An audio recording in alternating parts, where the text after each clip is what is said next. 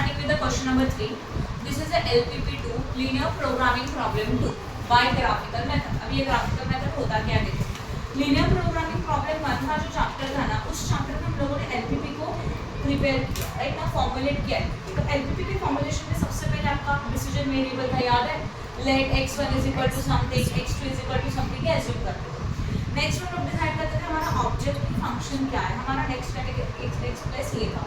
Objective function में maximisation भी हो सकता है या तो मिनिमाइजेशन ऑफ z, कुछ भी हो सकता है. एंड फिर हमारे पास आते थे सब्जेक्ट टू कंस्ट्रेंट. तो जब हमारे क्वेश्चन में पैराग्राफ में डेटा दिया है, पैराग्राफ में सेंटेंस है, तो क्वेश्चन का इंफॉर्मेशन अवेलेबल है, तो सबसे पहले इस पैराग्राफ को हम लोगों को करने का एलपीपी फॉर्मूलेट, मतलब इसमें कन्वर्ट, राइट है. और ये कन्वर्ट होने के बाद इस एलपीपी को हम लोग सॉल्व करेंगे बाय ग्राफिकल मेथड. अभी एलपीपी को सॉल्व करेंगे मींस व्हाट. देखो एक एग्जांपल लेते हैं. समझ लो there is a maximization function. Maximization of z is equal to 3x1 + 5x2. ये मैंने एज्यूम किया और कुछ नहीं, कहीं पे नहीं है ध्यान. मतलब लोग यहाँ पे आपका जो मैक्सिमाइजेशन फंक्शन है वो क्या इंडिकेट करता है कि हमारा मेन ऑब्जेक्टिव फंक्शन है वो है प्रॉफिट को मैक्सिमाइज करो, बराबर. तो यहाँ पे ऐसे x1 मतलब क्या एज्यूम किया था, नंबर ऑफ यूनिट्स, और x2 मतलब भी क्या एज्यूम किया था, बोलो, नंबर ऑफ यूनिट्स. सही है. तो x1 और x2 जो हमारे नंबर ऑफ यूनिट्स है, हम लोगों को यहाँ पे यही फाइंड आउट करना है कि ऐसे कितने नंबर ऑफ यूनिट होने चाहिए प्रोडक्ट 1 के एंड प्रोडक्ट 2 के, जहाँ पे हमारा जो प्रॉफिट है वो क्या हो जाएगा, मैक्सिमाइज. ये जब हम लोग फाइंड आउट करेंगे that is LPP solved by graphical method. समझा जो मैंने बताया. अगर समझो यहाँ पे मैक्सिमाइजेशन नहीं है, मिनिमाइजेशन है, मतलब कॉस्ट होता है, तो यहाँ पे कितने नंबर ऑफ यूनिट होने चाहिए, in that situation our cost will be minimize. तो ये number of unit find out करना जिसको हम लोगों ने x1 एंड x2 एज्यूम किया था हमारे ऑब्जेक्टिव फंक्शन के इक्वल. मैक्सिमाइजेशन चाहिए तो मैक्सिमाइजेशन के लेवल में, मिनिमाइजेशन चाहिए तो मिनिमाइजेशन के साथ. तो ये सॉल्व करना मतलब LPP solve by graphical method. Clear हो रहा है. तो इस मेथड में हम लोग फाइंड आउट करते हैं how many number of unit is to be produced for achieve our objective. जो हमारा ऑब्जेक्टिव है उसको अचीव करने के लिए कितने नंबर ऑफ यूनिट का हम लोगों को प्रोडक्शन करना चाहिए. क्लियर हो गया जो भी मैंने बताया वो. तो अभी क्वेश्चन को आइडेंटिफाई कैसे करेंगे. क्वेश्चन में पैराग्राफ दिया है तो पहले एलपीपी को फॉर्मुलेट करो एंड देन एलपीपी को सॉल्व करो ग्राफिकल. और अगर आपके क्वेश्चन में पैराग्राफ नहीं है, डायरेक्टली एलपीपी फॉर्मुलेट करके दे दिया है, मैक्सिमाइजेशन दिया है और subject to constraint already available है, तो एलपीपी फॉर्मुलेट करना होगा क्या, नहीं है. डायरेक्टली हम लोग क्या करेंगे, उसको सॉल्व करेंगे. समझ में आया. तो फर्स्ट वाला चैप्टर यहाँ पे इस मेथड से यूज हो सकता है. Okay, now we are starting with the question number 3. इसमें आपको पैराग्राफ में इंफॉर्मेशन दिया है, तो पैराग्राफ वाइज इंफॉर्मेशन दिया तो पहले हम लोग एलपीपी को फॉर्म करेंगे एंड देन सबको सॉल्व करेंगे. क्लियर हो गया. ठीक है. क्वेश्चन नंबर 3 को मैं रीड करूँ, प्लीज ध्यान दें. A firm makes two products P1 and P2 and has production capacity of 80 ton per day. हम लोग दो प्रोडक्ट का प्रोडक्शन करें P1 एंड P2 का, और उनका जो प्रोडक्शन कैपेसिटी है वो कितना है, 80 टन पर डे का. P1 and P2 require same production capacity and firms supply at least 4 ton of P1 and 6 ton of P2 per day. मतलब कम से कम P1 का कितना यूनिट सप्लाई करना चाहिए, 4 टन, एंड P2 का कितना करना चाहिए, 6 ton. Each ton of P1 and P2 requires 60 hours. P1 and P2 का प्रोडक्शन करने के लिए हर एक टन को कितना आवर्स लगता है, 60 आवर्स लगता है. On machine work each maximum machine hour available 720. These are the machine hour available. So this is the availability. Profit per ton of P1 160 and P2 is a 240. Find the optimal solution by graphical method. और हम लोगों को इसको solve करने का है by graphical method. सबसे पहले हम लोग सोचेंगे लेट क्या होना चाहिए, राइट है. तो this is the question number 3. Please ध्यान देना. Let x1 and x2. मैंने आपको कल कुछ हिंट दिया था. x1 x2 हम लोग किसको एज्यूम करते हैं, बोलो, जिसके लिए प्रॉफिट या तो कॉस्ट है, उनके लिए हम लोग क्या एज्यूम करते हैं, x1 एंड x2. इस क्वेश्चन में प्रॉफिट किसके लिए अवेलेबल है, P1 एंड P2 के लिए. तो P1 को हम लोग x1 एज्यूम करेंगे, तो x1 is equal to number of units of product 1. x2 is equal to again number of units of product 2. ये दोनों पॉइंट क्लियर हो गया अच्छी तरह से. Okay. Now next one is a what? Next one we have to find out our objective function. Right है. Objective function में profit का information दिया तो we can say that maximization of z is equal to. सही है. Okay. Profit कितने का है? 160 P1 का है. पहले P1 का ही चाहिए. तो यहाँ लिखेंगे 160 of x1 plus what 240 of x2. I hope no doubt in this. समझा कि नहीं समझा जो अब हम लोगों को चाहिए सब्जेक्ट टू कंस्ट्रेंट। इसके हम लोग लाइन से जाएंगे, लाइन नंबर 1 से। लाइन नंबर 1 में तो क्या दिया, a firm makes and two product P1 and P2 and has a production capacity of 18 ton per day. हम लोग दो प्रोडक्ट का प्रोडक्शन करें, P1 का एंड P2 का, और दोनों का मिलके 18 प्रोडक्ट मतलब 18 टन का प्रोडक्शन होना ही चाहिए, राइट? कितने टन का होना चाहिए? 18, इससे ज़्यादा नहीं हो सकता। मतलब हमारा प्रोडक्शन कैपेसिटी इन 118 टन है, दोनों का मिल, ओके। तो यहाँ पे हम लोग बोल सकते हैं x1 प्लस x2, है ना? x1 के लिए कुछ है नहीं, नंबर नहीं है वहाँ पे कुछ भी, तो x1 प्लस x2, और इनका जब हम लोग यूनिट का प्रोडक्शन करेंगे, मतलब जब प्रोडक्ट 1 का बनाएंगे तो प्रोडक्ट 1 उतने ही टन्स का बनाओ, राइट? एंड प्रोडक्ट 2 दोनों का कॉम्बिनेशन 18 टन से ज़्यादा नहीं होना चाहिए। तो these are the number of tons, वही तो है number of tons of unit, बराबर। मतलब इस पे x1 एज्यूम किया, इस पे x2 एज्यूम किया, एंड ये मैक्सिमम है, तो ये क्या हो जाएगा? Less than and equal. Then ये पॉइंट समझ में आया। आगे देखते हैं, नेक्स्ट वाली लाइन पे जाओ। P1 and P2 require the same production capacity. Firm must supply at least 4 tons of P1. P1 के लिए बोला है मिनिमम 4 टन का सप्लाई करो। अभी सिर्फ P1 के लिए लिया है। P1 को क्या एज्यूम किया था हम लोगों ने? x1, तो x1 and 4 लिखा। At least मतलब मिनिमम, कम से कम, बराबर। हम लोग बोलते हैं एटलीस्ट इतना तो मार्क आना चाहिए, तो मिनिमम उतना आना चाहिए। तो अगर ये मिनिमम है तो this should be what? Maximum and equal to. That जो मैंने बताया, समझा? इसका मतलब हम लोगों को in a particular day minimum 4 tons P1 का बनाना ही चाहिए। और P1 के number of units, number of tons, मतलब x1 था, तो x1 के कितने टन का प्रोडक्शन होना चाहिए? मिनिमम 4 टन, उससे ज़्यादा बन सकता है, बट मिनिमम 4 करना ही चाहिए। ये समझा सबको? आगे देखते हैं नेक्स्ट वाला। फिर आगे क्या दिया है? And 6 tons of P2। Same P2 के लिए x2 एज्यूम किया था, P2 का मिनिमम 6 टन्स बनाना है, तो ये 6 मिनिमम है, तो this should be what? Maximum. Clear हो गया? हाँ या ना? मतलब जब हम लोग पर डे प्रोडक्शन करेंगे तो इन अ वन डे P1 के नंबर ऑफ टन्स ये एटलीस्ट 4 नहीं चाहिए, मिनिमम 4 नहीं चाहिए, तो ये मिनिमम है, तो ये मैक्सिमम है। एंड नंबर ऑफ टन्स को हम लोग ने क्या एज्यूम किया था? x1, इसके लिए x1 लिखा, और P2 के लिए x2 एज्यूम किया था, इसके लिए x2 लिखा, और x2 के मिनिमम कितने टन्स बनने चाहिए? 6, ये मिनिमम है, तो आपको चाहिए तो आप 6 बनाया तो उससे ज़्यादा बना, और मिनिमम 6 होने चाहिए, उससे कम नहीं हो सकता। ये लॉजिक भी समझा? आगे देखते हैं। Each ton of P1 and P2 requires 60 hour. एक टन को बनाने के लिए कितना आवर लगता है? 60, दोनों के लिए, तो 60 of x1 plus 60 of x2, बोला है ना दोनों के लिए सेम लगता है। देखो बोला है 60 hours of machine works each ton of P1 and P2 requires 60 hours of machine work each, बराबर है? तो दोनों का प्रोडक्शन था, दोनों के लिए 60, मतलब जैसे कि P1 का 1 टन बनाना है तो उसको 60 आवर्स चाहिए, P2 का भी 1 टन बनाए तो उसको भी कितना आवर्स चाहिए? 60 आवर्स ही चाहिए, okay. And machine maximum machine hours available 720, मतलब हमारी मशीन मैक्सिमम कितने आवर्स के लिए काम कर सकती है? मैक्सिमम, तो हो गया साइन, क्लियर हो गया। और लास्ट वाला आता है x1, x2 should be greater than equal to what? 0। ये हो गया एलपीपी फॉर्मूला। बट सिर्फ एलपीपी फॉर्मुलेट करने के लिए बोला है क्या? नहीं, they say that find out the optimal solution by graphical method. तो यहाँ पे आपने एलपीपी फॉर्मुलेट किया, इसको 2 मार्क तो मिनिमम रहेगा, ठीक है? मिनिमम होगा, और उसके बाद हम लोग एलपीपी का ग्राफिकल मेथड सॉल्व करेंगे। क्लियर हुआ? समझ में आ रहा है जो मैंने बताया? आपका मैथ्स था कि एसपी था 11 12? एसपी, ठीक है, चलो कोई बात नहीं। ग्राफिकल मेथड अब भी जो बता रही वो स्टेप्स याद रखो, सेम स्टेप से सॉल्व करना है। 4 से 5 सब में सारा वैरायटी कवर हो जाएगा, कुछ नहीं बचेगा। क्लियर हो रहा है? जितना भी मैथमेटिकल कैलकुलेशन है, और इसको भी सॉल्व करने का टिपिकली यही मेथड है, उसके अलावा कुछ मेथड नहीं है। चलो पहला करें। अभी बोर्ड पे ध्यान दो प्लीज, एक एक इक्वेशन लेंगे। This is known as a equation. ये जो पहला वाला पॉइंट है क्या है? देखो जरा, सब्जेक्ट टू कंसेप्ट से स्टार्ट करेंगे और कुछ नहीं लिया जाएगा। कितने हैं? 1 2 3 एंड 4, है ना? ये देखो, ये एक बन गया, ये एक है, ये एक है, और ये एक है, 4 है, तो चारों को लेने का। पहला हम लोग ने लिया x1 plus x2 is less than equal to 18। ये है inequation. Why inequation? ये जो मिडिल वाला साइन है ना, वो इक्वालिटी का नहीं है, इसके लिए इसको इन इक्वेशन बोला जाता है। इक्वेशन को सॉल्व करने के लिए, मतलब इसको सॉल्व करने के लिए इसको इक्वेशन में कन्वर्ट करना होगा, तो बस साइन को चेंज कर दो, मतलब x1 plus x2 equal to 18 करना। ये समझ में आ रहा क्या? आपके कुछ नहीं, सिर्फ साइन चेंज किया ना। एज्यूम करो x1 अगर 0 है तो x2 कितना पुट है? x1 को क्या पुट करेंगे कंपल्सरी? 0, तो x1 plus x2 is equal to 18। x1 को 0 लिखा तो x2 is equal to what? 18। 0 का 0 कैंसिल, कुछ वैल्यू नहीं है, तो तो x2 is equal to what 80। तो जब मैंने x1 को 0 लिया तो x2 कितना मिला 80। यहाँ पे हम लोगों ने x1 को 0 एज्यूम किया था, अब किसको एज्यूम करेंगे 0 x2 को, राइट। x2 के बदले में 0 पुट करेंगे, x1 plus x2 is equal to 80, x1 plus 0 is equal to what 80।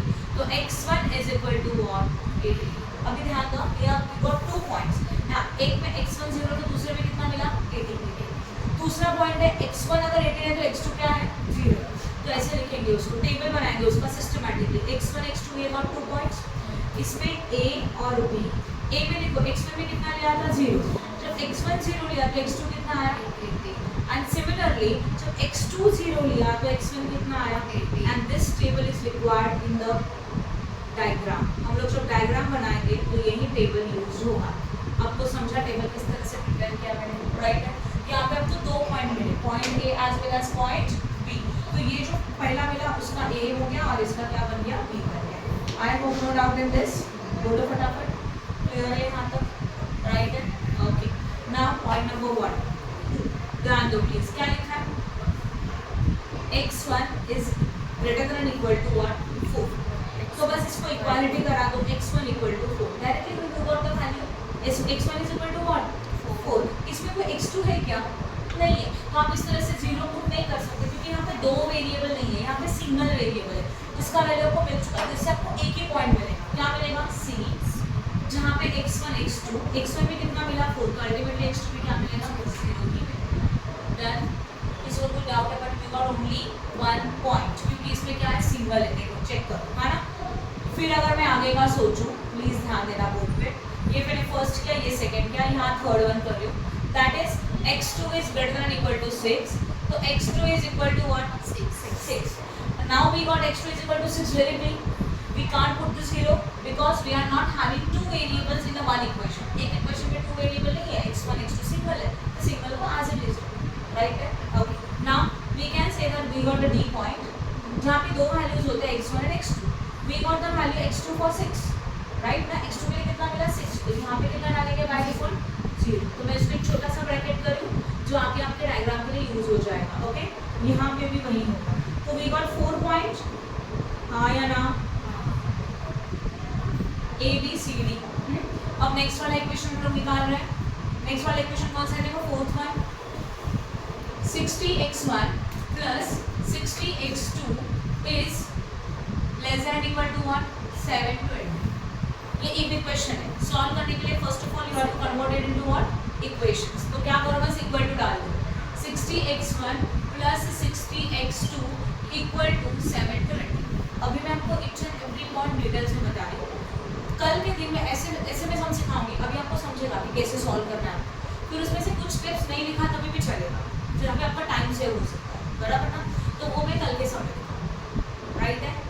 समझ में, जैसे असाइनमेंट मैंने सिखाया था, रो मिनिमाइजेशन, कॉलम मिनिमाइजेशन, फिर एलोकेशन ऑफ 0 बोला था, वही एलोकेशन ऑफ 0 ऑफ कॉलम में कर सकते हो ना बेसिक्स में, समझ में आया, ओके। तो आज के सब बहुत डिटेल्स में रहेंगे, कल से मैं आपको इसको शॉर्टकट में कैसे करना है वो बता दूँ, क्लियर हुआ, राइट है ना, ओके। चलना है, अभी ध्यान दो, इक्वेशन में कन्वर्ट किया, now x1 is equal to 1, compulsory x1 equal to 0 put करेंगे तो इक्वेशन बनेगा 60x1 plus 60x2 equal to 720। Now please ध्यान दो, 60 into 0 plus 60x1 is equal to what 720।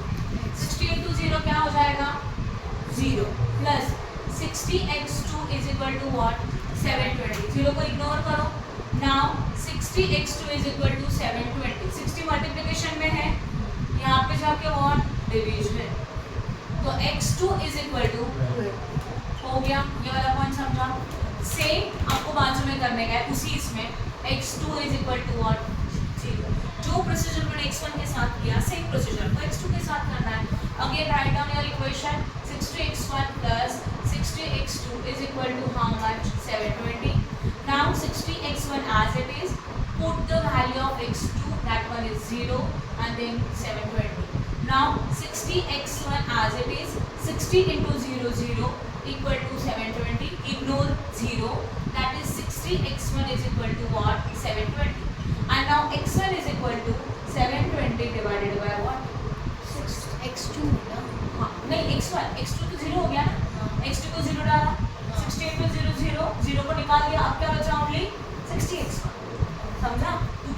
x2 को 0 लिया था, तो जो भी वैल्यू मिलेगा x1 का मिलेगा, राइट है, समझा। और कितना आया, x1 is equal to again what 12 ही आया रहेगा, चेक करो, समझा यहाँ तक। अब इससे टेबल बनेगा कैसे, we are having 2 point x1 as well as what x1 and x2, इसमें a b c d हो चुका था, तो e एंड f, x1 0 लिया था तो ये आया 12, अब x2 0 लिया था तो ये आया 12। I hope no doubt in this. These 4 tables are very important for diagram. Then 1, 2, 3 and 4. Clear हो गया, समझ में आया। अब हम लोग देखो पहला स्टेप खत्म, क्या किया, जितने हमारे सब्जेक्ट टू कंस्ट्रेंट थे, लिमिटेशन थे, उन सारे लिमिटेशंस को हम लोगों ने इक्वेशन बना के सॉल्व कर दिया and we calculate the values of each and every equation for x1 as well as x2। क्लियर है।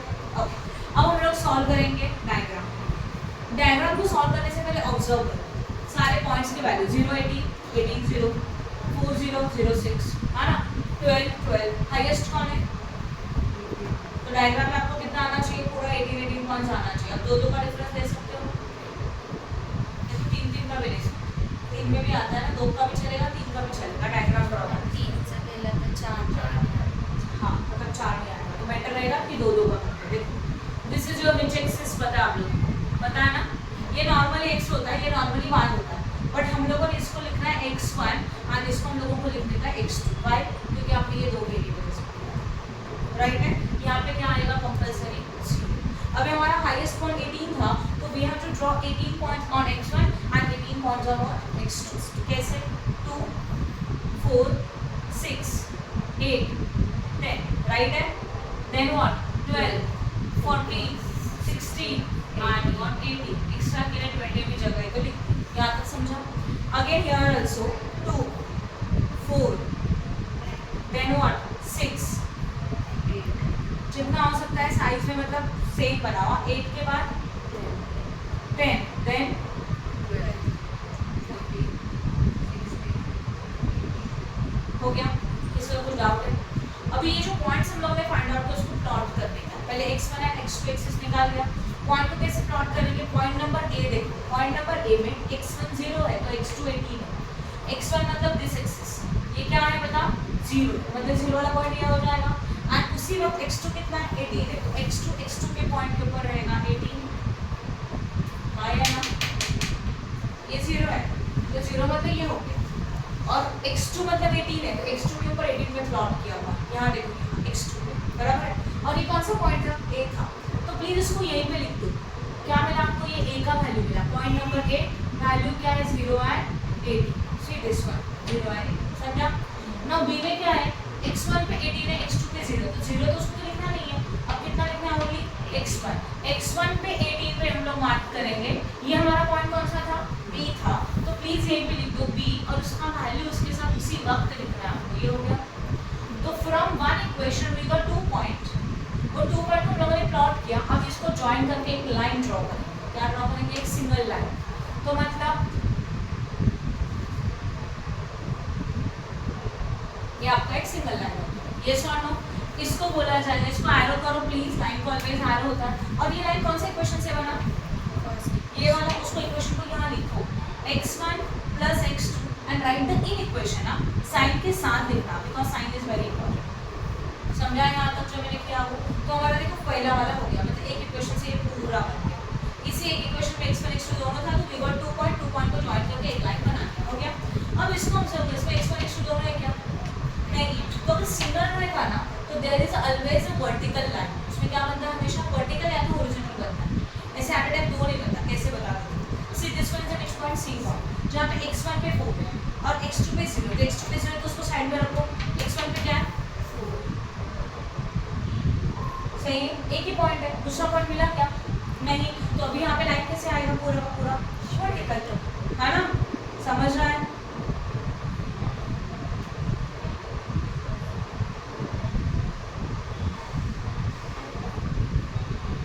समझा, आप स्केल से करेंगे तो बराबर आएगा।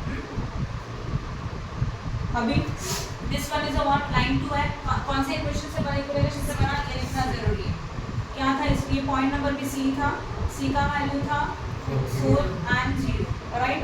और ये वैल्यू क्या था, x1 is greater than equal to what 2। ये क्लियर हो गया, लिखना भूलना मत। अगर आपने सारे प्लान प्लॉट कर दिए और ये लिखा ही नहीं ना, आपको बाद में कंफ्यूजन होगा ये पॉइंट कहाँ से कहाँ है। तो उसी वक्त आपको पॉइंट जैसे आपने प्लॉट किया उसी वक्त उसका वैल्यू लिखना इंपॉर्टेंट है, नेसेसरी है। ओके, अभी देखते हैं डी पे थर्ड पॉइंट 0 and 6। 0 को छोड़ो, x2 पे 6 है ना, x2 पे 6 लिखा, सिंगल है, देखो ना सिंगल है, तो सिंगल है तो कौन सा लाइन आएगा, स्ट्रेट वाला लाइन आएगा, हाँ या ना, समझ में आया यहाँ तक। एंड दिस इज अगेन, इसका वैल्यू क्या था, d था, 0,6 था, राइट है। और इसका इक्वेशन क्या था, x2 is greater than equal to what 6 हो गया। अब वो वाला इक्वेशन, इसमें 2 पॉइंट है, देखो जिसमें 2 पॉइंट एट अ टाइम होते हैं ना, उनसे 2 पॉइंट मिलके एक लाइन ड्रा होता है, तो जिसमें एक एक सिंगल सिंगल होता है उसमें वर्टिकल है तो हॉरिजॉन्टल बनता है, देखा, राइट। ओके, अब इसको देखो, ई पॉइंट, ई में क्या है 0 12, हाँ या ना, तो 0 यहाँ 12 यहाँ, ये कौन सा पॉइंट था, ई था, जहाँ पे क्या था 0 है 12 था, बट इसके साथ एफ भी है ना, तो एफ भी प्लॉट करना पड़ेगा, यहाँ पे 12, इसको बोलते हैं एफ, 12 एंड 0। अब इन दोनों को हम लोग एक साथ ज्वाइन करेंगे, क्लियर हो गया। चलो इक्वेशन बोलो इसका क्या था, 60x1 plus a is a what, ये राइट है, देखा ना 60x 2 नहीं, अभी बोलो और कुछ डाउट है क्या। अभी ना वेरी इंपॉर्टेंट पार्ट, डायग्राम हो गया। पहला हम लोगों ने सारे इक्वेशन का क्या किया था, वैल्यूज निकाला। सेकंड हम लोगों ने उस पॉइंट्स को लेकर डायग्राम निकाला। अभी जो भी डायग्राम आपने ड्रॉ किया ना, उसमें से हम लोगों को चाहिए कॉमन रीजन, उसको बोलते हैं फीजिबल रीजन। क्या बोला जाता है उसको, फीजिबल रीजन। ये कैसे आप डिसाइड करोगे, ये जो साइन है ना वो बहुत इंपॉर्टेंट है। Less than and equal to का साइन रहेगा तो जो भी हमारा शेडेड एरिया होगा, कौन सा एरिया, शेडेड एरिया, ये होगा towards origin, towards what origin, बता। और अगर ग्रेटर देन इक्वल टू रहेगा तो हमारा जो भी शेडेड एरिया होगा वो होगा अपोजिट टू ओरिजिन। अब इसका मतलब क्या होता है, देखो ये आपका डायग्राम है, हाँ या ना, समझो यहाँ पे एक लाइन ड्रॉ किया ऐसा, राइट है। अब ये देखो ये ओरिजिन है हमारा, ये हमारा क्या है, पूरा ओरिजिन है, ये वाला पॉइंट है ना वो ओरिजिन है, इसको 0 वैल्यू होता है ना। तो जब भी हमारे इक्वेशन के लेस देन का साइन, कौन सा वाला साइन है, लेस देन, तो उसमें उसका शेडेड एरिया उस लाइन का टूवर्ड्स ओरिजिन होता है। तो टूवर्ड्स ओरिजिन मतलब इस लाइन का ये वाला पोर्शन, है ना, ये लाइन है, इसके 2 पार्ट बने, एक ओरिजिन वाला साइड, एक अपोजिट टू द ओरिजिन वाला साइड, क्लियर है। And when there is a sign of less than, ऊपर वाला साइन दिख रहा है आपको, लेस देन वाला साइन आएगा तो उस लाइन का ओरिजिन साइड वाला एरिया शेडेड रहेगा, समझा। ये मानो समझो, और एक ऐसी लाइन है, उसके लिए ये साइन है, ग्रेटर देन का साइन है, तो ये लाइन है, देखो इस लाइन का ओरिजिन कौन सा है, ये है, पर इसके लिए साइन उल्टा है, तो उसके लिए शेडेड एरिया कौन सा रहेगा, opposite to the origin, clear हो रहा है, समझा। तो कोई भी लाइन की वजह से 2 पार्ट बनते हैं, एक टुवर्ड्स ओरिजिन होता है, एक अपोजिट टुवर्ड्स ओरिजिन होता है, अकॉर्डिंग टू द साइन। जब लेस देन का साइन रहेगा तो उसके लिए ओरिजिन वाला एरिया शेडेड एरिया है, और अगर जो ग्रेटर देन का साइन है तो उसके लिए अपोजिट वाला एरिया, ओरिजिन छोड़ के अपोजिट वाला एरिया शेडेड एरिया, समझा। और इन सारे लाइंस का शेडेड एरिया का common area that is known as a feasible region. कैसे निकालेंगे, देखो एक एक को देखते हैं। पहले ये लाइन, इसका साइन कौन सा है, लेस देन, लेस देन में क्या आता है, टुवर्ड्स ओरिजिन, मतलब ये लाइन का, सिर्फ ये लाइन को सोचो, ये लाइन की वजह से 2 पार्ट बने, एक ओरिजिन साइड वाला, एक अपोजिट वाला, पर अभी शेडेड एरिया कौन सा रहेगा, सही है, मैंने लाइट में ड्रॉ किया है ना। तो मतलब इस लाइन से यहाँ से पूरा एरिया, ये पूरा और सब शेडेड एरिया है, यहाँ तक समझा। ओके, अब उसके अपोजिट सेकंड वाले के लिए देखो, देखो इसका साइन कौन सा है, ये वाला, मोर देन के लिए साइन कौन सा है, ये लाइन है, इसका टुवर्ड्स है, अपोजिट टुवर्ड्स है, तो इसके लिए अपोजिट वाला शेडेड एरिया रहेगा, तो इसके लिए शेडेड एरिया क्या रहेगा, हाँ या ना, इसके लिए ये रहेगा, हाँ ना, क्लियर है।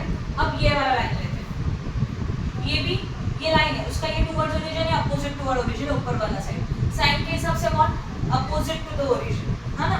तो अपोजिट टू द ओरिजिन मतलब ये वाला उसका ऊपर का शेडेड एरिया रहेगा, राइट।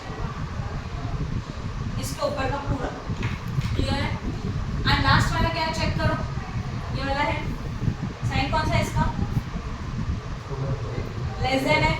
लेस देन में क्या आता है? ये लाइन का ये वाला area towards origin shaded area रहेगा, हाँ या ना? और ये मतलब यहाँ से लेके पूरा, ये बोलेगा तो यहाँ से लेके पूरा, समझ रहे हो आप? ये पूरा ऐसा पूरा एरिया क्लियर हो रहा है? हाँ ना? अब मुझे बताओ ऐसा कौन सा एरिया वो सबके अंदर कॉमन आता है? कैसे? ये लाइन के बारे में सोचो तो ऊपर आ रहा है, यहाँ पे सोचो तो यहाँ आ रहा है, यहाँ पे सोचो तो यहाँ पे भी आ रहा है, और ये एरिया में तो ये कवर हो ही रहा है, हो रहा है ना? अब देखो इसमें मैं रफ में यहाँ ड्रॉ करके दिखाऊंगा। ये हमारा डायग्राम है कि नहीं है? जरा ऑब्जर्व करो, ये एक है, ये एक। इनका शेडेड एरिया कौन सा है पता है ना? ये दोनों अपोजिट टू द ओरिजिन है, प्लीज ऑब्जर्व करो। क्लियर हो रहा है? ये देखो ये और ये, है ना? अभी ये वाला लाइन ड्रॉ करेंगे मैं। इसका कौन सा एरिया है?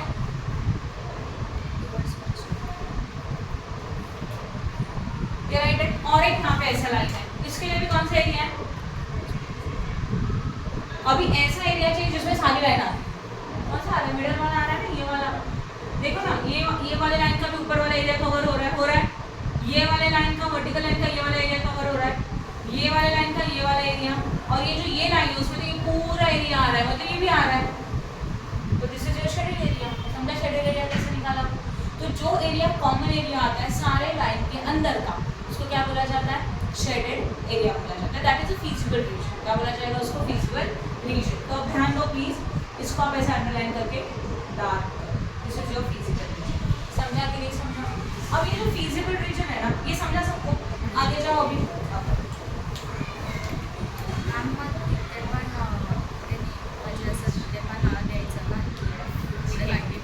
लिखेंगे लिखेंगे, यस। समझा? डिफिकल्ट लग रहा है? लग सकता है स्टार्टिंग में, बट कब हम करना पड़ेगा तब जाके इजी लगेगा। समझा? अब ध्यान दो, कितने पॉइंट मिले? 3 मिले। यहाँ ध्यान दो, इसके F तक हो चुके थे, इसका नाम लेते हैं G H and what I, इसको नाम दिया। तो यहाँ लिखेंगे अभी हम लोग।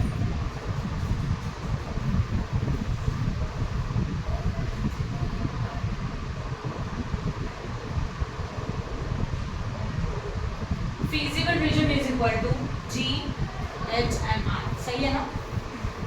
कॉमन एरिया को बोलते हैं feasible region, और उसका एरिया क्या बना? G H I। G H I क्यों? F तो हो चुका था, तो G H I लिख दिया। X Y Z चाहिए तो X Y Z लिखो, P Q R चाहिए तो P Q R लिख दो, कोई भी लिखो, कोई फर्क नहीं। देन ओके, अब ये जो feasible region है G H I, इसके लिए क्या करेंगे? देखो, इसका G H I का हर एक का वैल्यू चाहिए। जैसे कि देखो ये पॉइंट का वैल्यू है, ये पॉइंट का भी वैल्यू है, वैसे इसका वैल्यू है क्या? नो। इसका है क्या? नो। इसका है क्या? नो। इनका सबका वैल्यू निकालना। अभी देखो हम लोग G पॉइंट के लिए सोचते हैं। पॉइंट नंबर 1 G, G के लिए x1 चाहिए, x2 चाहिए। तो पहले ये सोचो, ये G कौन से दो लाइन के इंटरसेक्शन से बन रहा है? बताओ। ये G वाला पॉइंट सर्कल कर देते थोड़ा सा, कौन से दो लाइन के दो लाइन मतलब कौन से दो लाइन को इंटरसेक्ट करने की वजह से बन रहा है? एक ऊपर वाला स्ट्रेट और ये वाला, हाँ ना? ये मतलब ये लाइन है और ये वाला मतलब ये लाइन है, जो लिखते दोनों को। पहला क्या था? x1 greater than 4, है ना? और दूसरा था 60x1 plus 60x2 is less than or equal to 1, 720। मैंने लिखा हुआ समझा? अभी इन दोनों लाइंस को मैं अच्छी तरह से लिख देती हूँ। x1 is equal to what? 4, right है? समझा? आपने जो feasible region फाइंड आउट किया, बराबर है? उस feasible region में से पॉइंट जो मिले उनकी वैल्यू चाहिए। तो G पॉइंट कौन से दो लाइन के इंटरसेक्शन से बन रहा है? एक वर्टिकल लाइन और एक क्रॉस वाला लाइन। तो उसके इक्वेशंस को हम लोग लिखते हैं। और कुछ 61x1 is equal to 4, दूसरा 60x1 plus 60x2 is equal to 720, है ना? यस और नो? अभी आपको पता है ये दो इक्वेशन में से x1 का वैल्यू पता है कितना? x1 का वैल्यू 4 है ना? x1 का वैल्यू 4। तो अगर x1 का वैल्यू 4 है तो ये x1 का वैल्यू इस इक्वेशन में पुट करते हैं तो x2 मिल जाएगा, राइट? तो लिखेंगे, इसको बोलेंगे इक्वेशन नंबर 1, इसको बोलेंगे इक्वेशन नंबर 2। अभी लिखेंगे put value of x1 in equation 2। तो x1 इक्वल टू 4 था, तो ध्यान दो 60 x1 के बदले में क्या पुट किया, सही है, प्लस का plus 60 x2 is equal to 720, 64 जा 240 plus 60 x1 plus is equal to what, 60 x2 is equal to 7. Now 60 x2 आप समझ रहे हो जो मैं सॉल्व कर रही हूँ, is equal to how much, 720. x2 is equal to 720 upon what, करो आणि इकडे ते मायनस होणार रॉन्ग किया मैंने कुछ, 240 मायनस होणार हाँ ना पहले पहिले माइनस किया ही नहीं, वही सोचो मैंने क्या किया. 60 x2 एज इट इज रखा, सॉरी 720, ये 240 यहाँ पे प्लस में, यहाँ पे जाके क्या हो जाएगा minus. Now 60 x2 as it is रखो, 720 माइनस 240 480 आ रहा है, x2 is equal to 480 upon 60, right है, 60 डिवाइड किया, 62 x2 is equal to what, 8. जरा ऑब्जर्व कर लेते हैं, ये x2 है, ये वाला जी पॉइंट है, इसका देखो x2 डायरेक्टली भी लिख सकते हो, और जो उतना परफेक्ट आना चाहिए डायरेक्ट तो, समझा, क्लियर हो रहा है, जर ते ना सेंटीमीटर ठेवलेलं ना तर तो डायरेक्ट बराबर है, आहे. तो वो उतना परफेक्ट डायग्राम अगर निकालते तो डायरेक्टली लिख सकते, समझा, क्लियर है, यहाँ तक आगे जा रही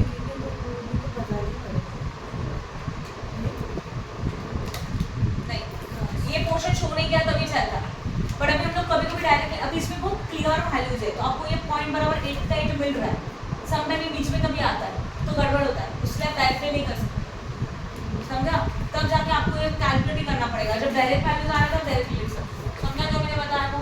तो अभी देखो यहाँ पे आपको कौन सा वाला वैल्यू मिला, g का वैल्यू मिला, g के x1 में कितना था, 4 था ना, तो x1 इज इक्वल टू 4 था and x2 is equal to क्या था, 8, तो g में 4 एंड 1 8, ये लिखा हुआ सही है, बोलो फटाफट, इसमें कुछ डाउट है क्या,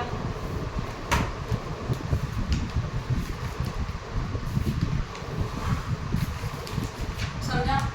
अब इसके बाद क्या चाहिए, g का वैल्यू मिलेगा, अभी किसका चाहिए, मुझे इसका डायरेक्टली मिल रहा है, डायरेक्टली देखो ना, ये h है ना, h का एक पॉइंट कौन सा है, दूसरा क्या है, मिल रहा है ना, तो डायरेक्टली लिख सकते हैं, तो हम लोग यहाँ पे डायरेक्टली लिखते हैं, h is equal to what, x1 पहले लिखने का हमेशा, x1 एंड x2 ऐसे होता है, यहाँ लिखो पॉइंट नंबर 2 h, जहाँ पे x1 एंड x2 चाहिए है ना, तो x1 is equal to check करो प्लीज, ये h है तो बराबर 4 आ रहा है and x2 is equal to कितना चेक करो 6, तो वैल्यू लिख दो, h is equal to what 4,6, done. हाँ अगर डायरेक्ट आ रहा है तो आप डायरेक्ट लिख सकते हो, ऑल दीज पार्टीज और वर्किंग नोट पार्टी, जो आप कैलकुलेशन कर रहे हैं ये सब वर्किंग, समझे, आपको आंसर चाहिए बस और कुछ नहीं, h हो गया. और ये तब भी पॉसिबल होता है ना, ये सिंगल सिंगल वाले वैल्यूज आते हैं ना, तब वो डायरेक्टली मिलता है आंसर, समझा. हाँ उसके बाद सेकंड हो गया, अभी क्या चाहिए बताओ, थर्ड में क्या चाहिए, आई में भी पहला x1 चाहिए, दूसरा x2 चाहिए, जरा आई को ऑब्जर्व करते हैं, ये देखो आई में आ रहा है क्या डायरेक्टली, 6 तो आ रहा है, 6 तो आ रहा है, दूसरा वाला क्या, शायद 8 आएगा पर मुझे कंफर्म नहीं पता, तो मैं कैलकुलेट करूँ, सही है, देखो ना आई यहाँ पे है, ये मेजरमेंट थोड़ा आगे पीछे, इसके लिए वो परफेक्ट नहीं आ रहा है, तो हम लोग एक काम करते हैं, आई को खुद कैलकुलेट करते हैं, नहीं कैलकुलेट करते हैं, राइट है. देखो ये क्यों किया पता है, ये बराबर लाइन था, अब देख रहे हो वो लाइन ऑलरेडी का था, देखो दोनों, तो इसको मैं डायरेक्टली लिखा, ये परफेक्ट पता है, कंफर्म ये राइट है. अभी आई के बारे में नहीं बोल सकते, तो आई कौन से दो लाइन का इंटरसेक्शन है, एक है हॉरिजॉन्टल लाइन, एक क्रॉस वाला लाइन, तो आई के इक्वेशन को लिख देते हैं, पहला वाला x2 इज इक्वल टू डाल दो बीच में, इक्वल टू व्हाट 6 एंड दूसरा वाला इक्वेशन क्या है 16x1 लिखा हुआ, समझा.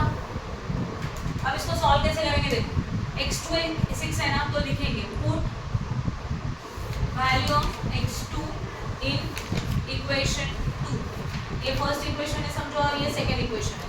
अब ध्यान दो 60x1 as it is, plus का plus 60 into 6 is equal to what 720, 60x1 as it is, 6 6 36, 360 is equal to 720.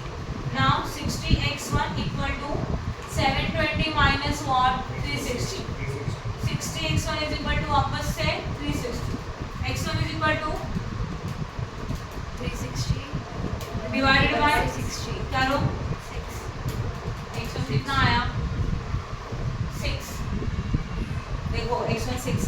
हम लोग बाय मिस्टेक 7 8 ले सकते थे, आंसर रॉन्ग होता था, समझा?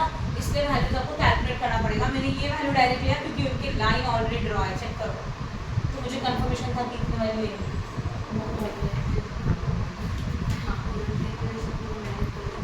ओरल कैलकुलेशन कर सकते हैं पर ओरल में मिस्टेक नहीं होना चाहिए। इसलिए ओरल करने से चाहिए कि हाँ शॉर्ट में लिखो चलेगा। अभी मैंने इतना बड़ा किया है ना, आप इसको शॉर्ट में 2 लाइन में कर सकते हो, उसको मैं कल के समय लिखा, अभी मैंने डिटेल्स में दिखा दिया कैसे आया, समझा?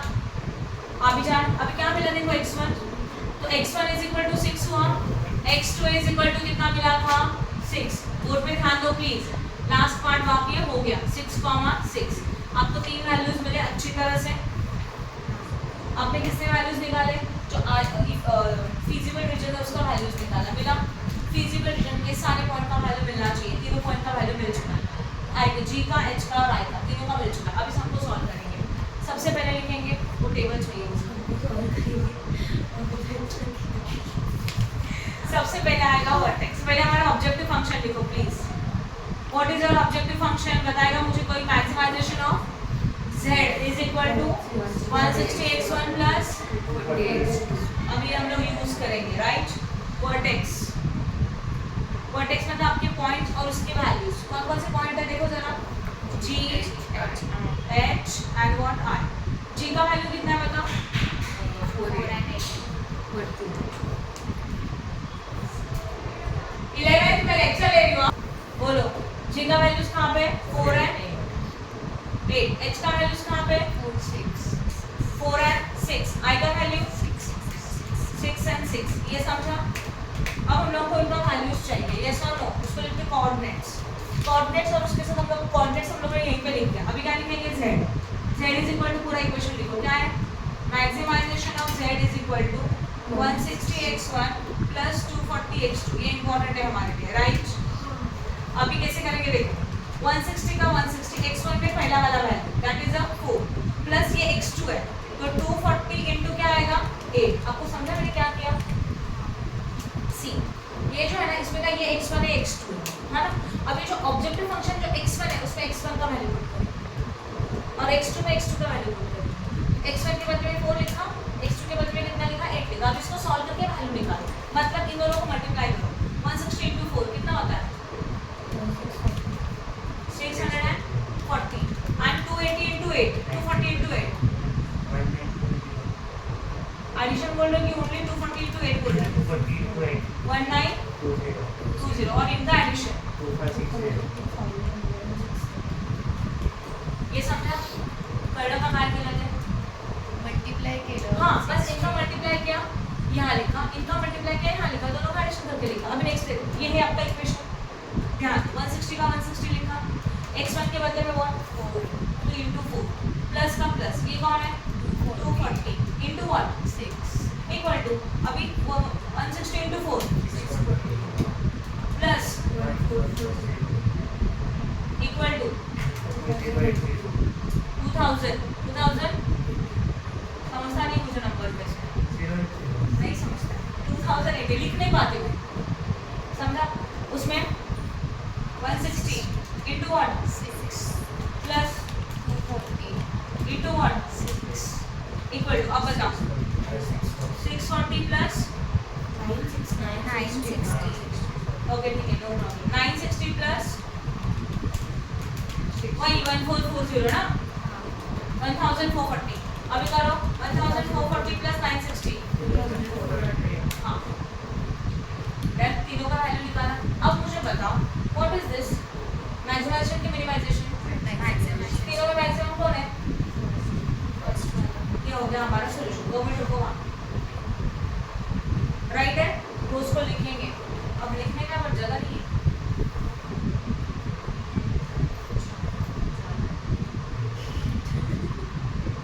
हो गया, लास्ट लाइन लिखने का बाकी है, रुको।